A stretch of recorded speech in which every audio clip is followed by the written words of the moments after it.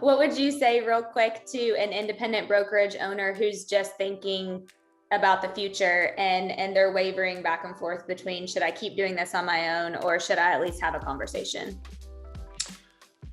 I think there's always going to be room for the independent broker, depending on how he wants to market himself and do his business and whether he's managing or selling or, whatever the process would be. But once that independent broker begins to grow his company, the demands put on him by his real estate agents will become more significant, because the agents today, they're all independent contractors and they want more and more and more. That's why you have so many 100%ers. Yeah. That's why you have Remax. That's why you have these other agencies popping up paying where the agents just pay a fee. Yeah. And they work underneath that brokerage umbrella, and they may not be without training, but and then they're free to go out and build their own business and do whatever they want. But Keller Williams does offer, I think, the same, what do I say?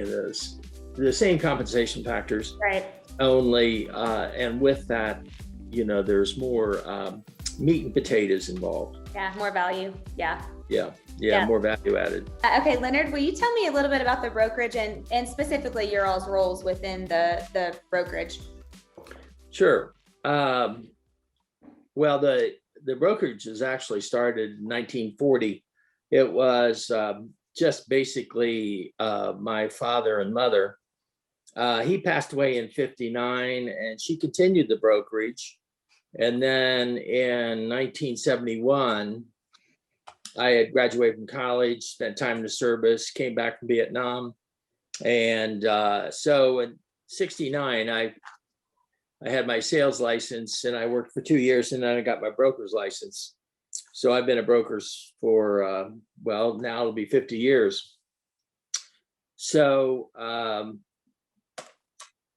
then I think probably in the mid 70s, I started to grow the brokerage. Mm-hmm. I was president of I was pretty active at one time in OAR and NAR, and also, so I started to grow the brokerage in 1974. We started adding people, and obviously the business kept growing.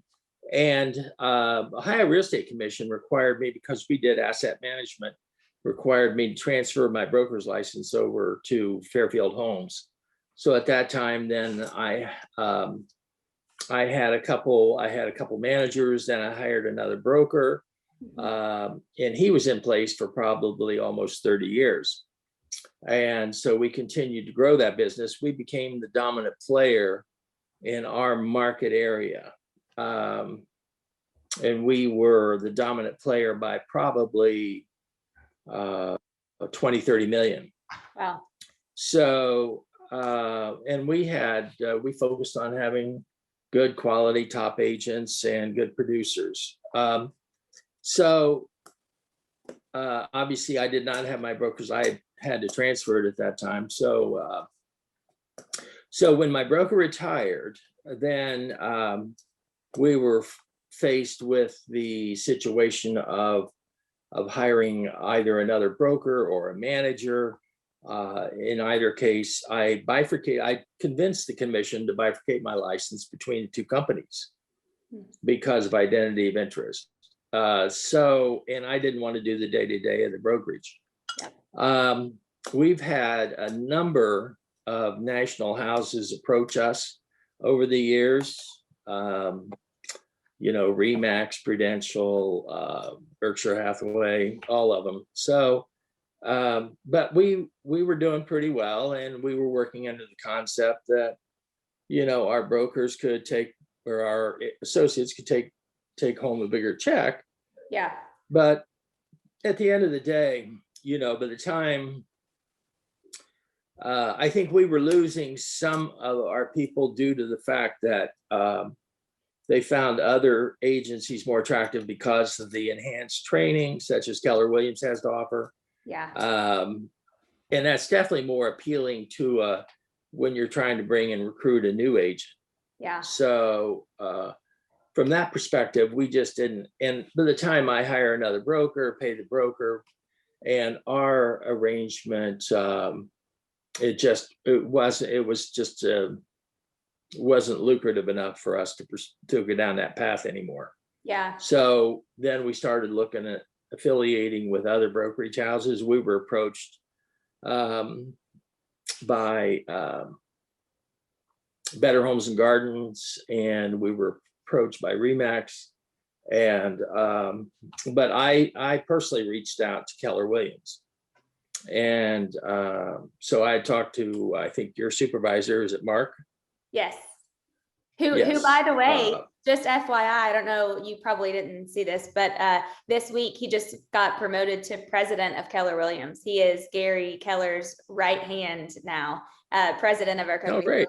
Yeah, so we're great. We're Great. super excited for Mark. Leonard, why'd you reach out to Keller Williams out of all the other ones?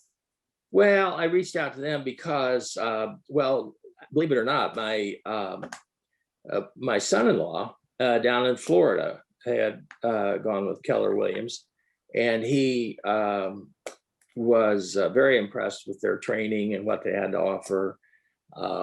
So from that perspective, I thought that, and I liked their the whole, once Mark sent me a whole packet of information, or maybe you sent it to me, after reading through it, I thought the whole profit share arrangement, the fact that you get capped, it doesn't go ad infinitum. So the fact that you get capped, and I thought that those were appealing from the standpoint of my agents, to make sure I took good care of my agents. Yeah. So how important was keeping the brand that you built and your family built for so many years? How important was the thought process of keeping that brand alive? Well, I think that was important. Mm-hmm. Unfortunately, we couldn't create a brand name that encompassed, that's why you and I had a conversation about me creating a market area with KW, and maybe it'd be KW, a Gorsuch Realty Company, Lancaster and surrounding area. But it just didn't make sense. Yeah. So that's why we ended up sitting at the table with Mick Gordon and Dana Bishop, and we talked about how we could structure a deal that makes sense for everybody. Yep. Jennifer, do you want to talk a little bit? Will you speak into how the transition was? Yes, definitely. So just to give a little bit of insight, when I joined the company in 2008 and immediately went and got my real estate license. And then from there, my father and I were partners in Gorsuch Realty. So there was, we built on that. I learned from him, his expertise, and we could continue to build that company. So I had been with Gorsuch Realty for a little while here before the transition. And I will say that transition was extremely smooth. So one of the successful factors of it was the heavy level of communication. Yeah. I think there's Keller Williams, the company, and especially your role has a huge strength in communication. So it didn't stall out. And even when my father and I were questioning things about the brand and how is this going to look, and you and what your role provides, I think was critical in how our brokerage transitioned into KW. Yeah, I thank you for saying that. I think sometimes it's nice to kind of have a middle person, because we did a lot of communication between us, and then I did a lot of communication with the OP and the team leader of the market center, and then we came together there. So it was kind of I would agree. Take me out of it. It was nice to have the communication flow. Yeah, it was. And we ended up having a series of meetings with Nick and Dana. But before those meetings started, you did a lot of, and your role was critical to lay that groundwork. So we could enter into conversations that didn't have to be super awkward. And we knew, both sides knew where the negotiations, were going to go. And then I would say that as far as the team that we partnered with Nick and Dana, they showed up super prepared. They made it extremely easy for us. They did all the heavy lifting. Yeah. So it was nice. And we felt that, our conversations with our agents were transparent, authentic, and I think that, it really helped for my father and I to be able to truly say, we care about you, and this is, how, and it was a very smooth transition. Those agents today are very happy with where they are, and that was my next question. To be successful. Did any of the agents choose not to go? There were, I think, 1 to 3 agents. I think one agent went, but then soon retired. Yeah, we had one agent retire. Mm-hmm. We had one that transferred and then decided that she wanted to be more with a local company. I hate to see her transfer, only because I think long term she's a relatively new agent, but I think long term she'll be good. Yeah. Other than that, I think that we just had those 2 people. That's great. That's really so out of the 22 agents, I think we transferred maybe 20 agents licenses. Yep. Yeah. So just to kind of wrap up, how do you guys feel now? What has it done for you now? Little leverage, maybe. Yeah, and I would say, I mean, for me, I'm in the day-to-day part of business, and so for me, I feel very good where the agents are, and they're growing their businesses, and I have the bandwidth to be able to apply my skill set to other parts of the business that need me. So that feels good. Yeah, that's great. Awesome. So yeah, I mean, from that perspective, since I was the broker, obviously I was responsible, had to sign off, review all the contracts, the deals.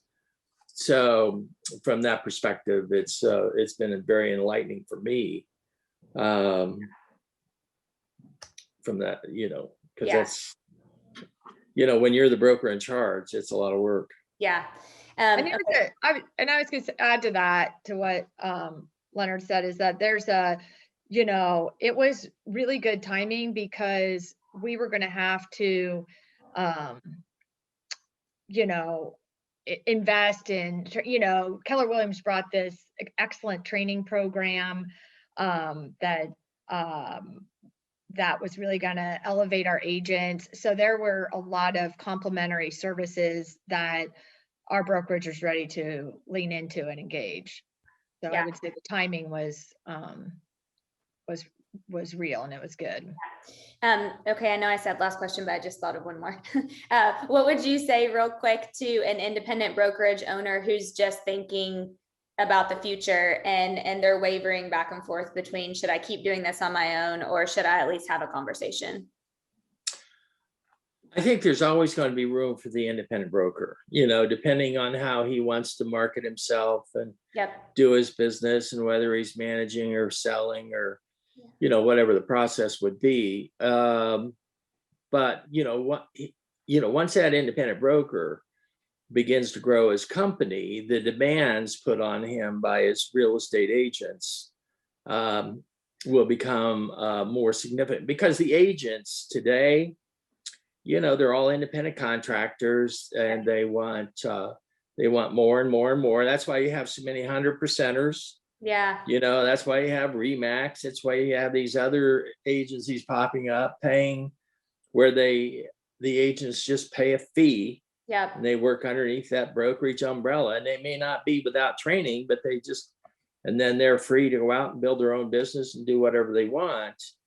But Keller Williams does offer, I think, the same the same, what do I say?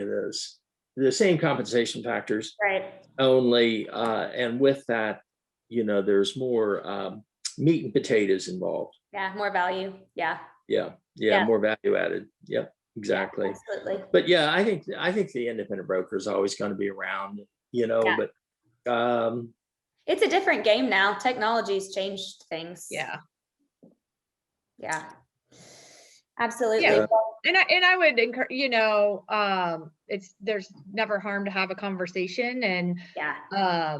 Keller Williams definitely offers a mature and professional conversation. So whether something happens with that independent brokerage today or 5 years down the road, the conversation is professional. So Yeah. One, Gary Keller's always taught me every great business person always knows their options. And I think that's a good way to put it. Exactly. Yeah, absolutely. It's like you and I had a conversation about us exploring the KW Right. franchise and bringing it down here. And that, I looked at it from the same perspective as I did from hiring another broker to take my place. And by the time I go through all the compensation package for him, what I need to offer my agents to retain them. Yeah. Like I said, it just wasn't, even though we were the premier agency in our area, our market area. Yep. Yeah. So it's tough. It's a game of numbers. I mean, if you look at all the merger acquisitions that take place in the marketplace this day, I mean, it's just, look at the Amazons of the world buying company after company, and the Apples, buying different companies. So it's a game of numbers. Yeah. And now, did you see Zillow just bought Showing Time? So they'll Who did they buy? Showing Time, the platform that we all use to schedule the showings through the MLS. Oh wow, that's not healthy. No, it's not. It's interesting, to say the least. Yeah, no, that's not healthy at all, because I think Gary Keller made the comment that the Zillows and the Trulias are going to be the biggest competition going forward for 100%. Yeah, they brokers. Yeah. Yeah. So that's not healthy. Yeah. Well, we love being in business with you guys. It was a great partnership, and I appreciate your time so very much. Sure. Thanks, All Dana. right, Great Dana. to see you. You too. You take care.